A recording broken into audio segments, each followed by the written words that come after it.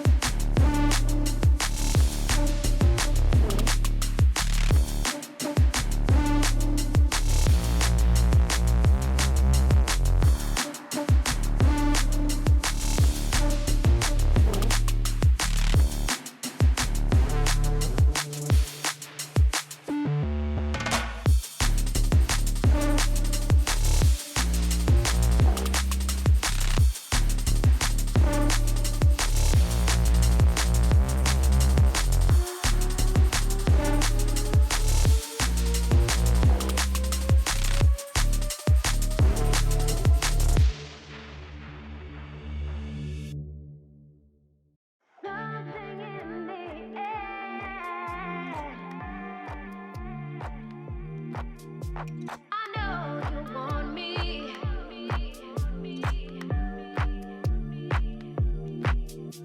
Something in the air.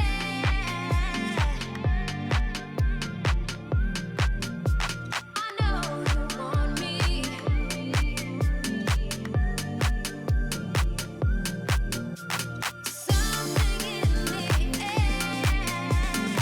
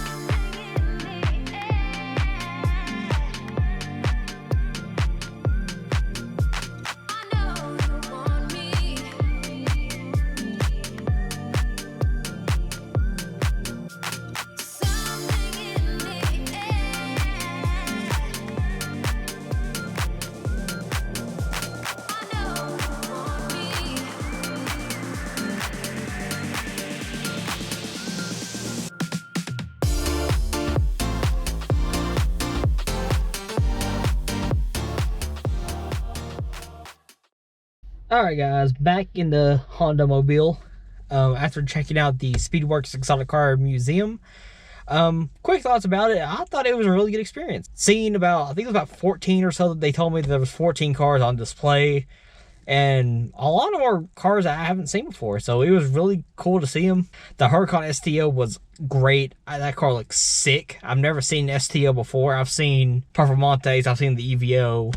I've just never seen the STO. Finally got to see one. They kept hopping up for me, asking me what my favorite type of car was. And I said, you know, Lamborghinis were always, you know, hold a special place in my heart. You know, they kept hyping up that there's something down there that's really cool. So they happened to have the STO down there. So that was really awesome. Ventador Ultimate Roadster was really cool. The new Ford GT, haven't seen one of those yet.